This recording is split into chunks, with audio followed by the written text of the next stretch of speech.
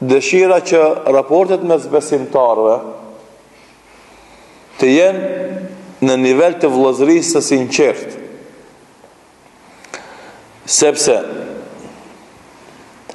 çdo defekt i vogël në raportet mes vëllezërve me kalimin e kohës mund të shndrohen në luftë vllavrasëse.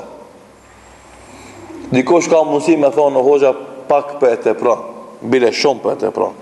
Si ka mundësi një sjellje e vogël e gabuar mu shndrua në luftë vllavrase? Po, shndrohet, se shejtani i mallkum nuk lën gjë pa e shfrytzu derisa nuk i bjerë dy besimtarë në konflikt me zveti. Dhe kush i përcjell ndodhit në botën islame e kupton shumë qartë dhe shumë mirë këtë gjë, fatkeqësisht.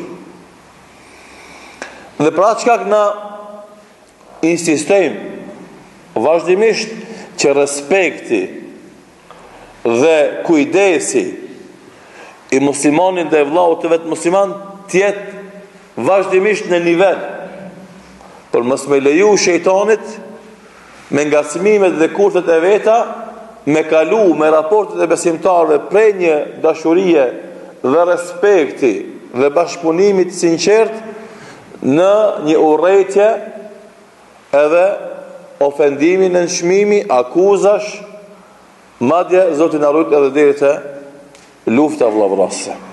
A mundet me ndodh ky devim? Mundet. Ka ndodhur kaluarën e historisë, mund edhe të përsëritet. Dhe për këtë shkak na, sikur se kemi thonë shumë herë, kjo s'do me thonë që ketë na të bëjmë një mendje. Kjo gjithashtu nuk do me thonë me lëshu prej parimeve, sepse dikush për njerëzve i marrin fjalë dhe i keq përdorin dhe i nxjerrin nga konteksti.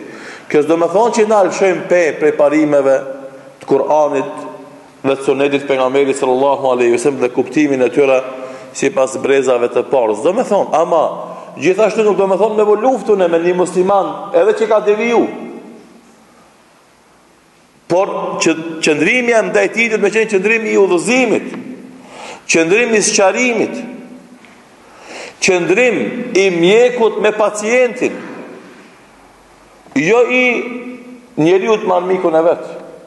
Ashtu siç dëshirojnë disa grupe të vogla të muslimanëve sot të shndrojnë raportet e besimtarëve mes veti, të futura në istikame edhe të luftojnë njëri me tjetrin duke pas armiq të cilët çdo ditë i sulmojnë, të cilët çdo ditë mundohen ta ndërpresin ose pengojnë zhvillimin e thirrjes islame, të cilët vazhdimisht mundohen të dështojnë projektet islame.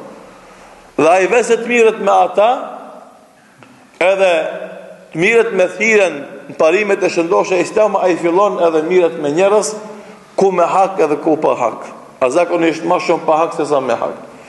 Përse i themi, nuk do thot kjo me lshu pe parime dhe me e bo do thot aq gjërë metodën e kuptimit të fesë që s'mbetet kuptim të, por pse une dalloj për ati në parimet e mia, në qëndrimet e mia, atë gjithë jemi ehli kible, drejtuar ka kibleja, nuk e bëj do të armik, ose nuk e bëj komunikimin me te, sikur se me armikun edhe tjetë betejë jeme e përditshme e drejtuar ka aj. Dhe për këtë shkak ne kemi zgjedhur këtë porosi të vogël, ai buzëqesh vllau tan musliman sot. Me dëshirë që musliman mes vetit të reflektojnë ngrohtësi, mirëkuptim, dhemshuri, dashuri, respekt dhe debat i qetë, jo agresiv, pa paragjykime, debat fisnik, debat me synim që dyja palët arrim të e sakta dhe vërteta. S'është më rëndësi, a del e vërteta nga goja ime, apo del nga goja jote. Më rëndësi është që unë dhe ti të dytë zbashku të arrim të e vërteta. Kjo është qëllimi fisnik i çdo muslimanit. Kështu ecim përpara.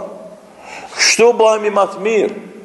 Dhe kështu padyshim bëhemi më të fortë. Ama formën se si e përdorin, e gjun burin, e fshet dorën, i nxjerr fjalën nga konteksti dhe krijon do të sulm të ri, duke menduar se ai në atë formë erzon autoritetin e filan apo do të filan hoxhës tjetër, kështu padyshim nuk lere që nuk jetohet kështu, pa as nuk ndërtohet asgjë në këtë formë, në këtë mënyrë. Na e kemi vendosur që të jemi element konstruktiv në zhvillimin e jetës islame shoqërisë tona, element ndërtues, element plotësues, asesi të bëhemi element destabilizues, element shkatërues, element që prish zhvillimin e jetës islame në mesin e popullit tonë. Dhe normalisht njeriu sa më i ri që është, ka entuziazëm, ndoshta pak edhe nxitim.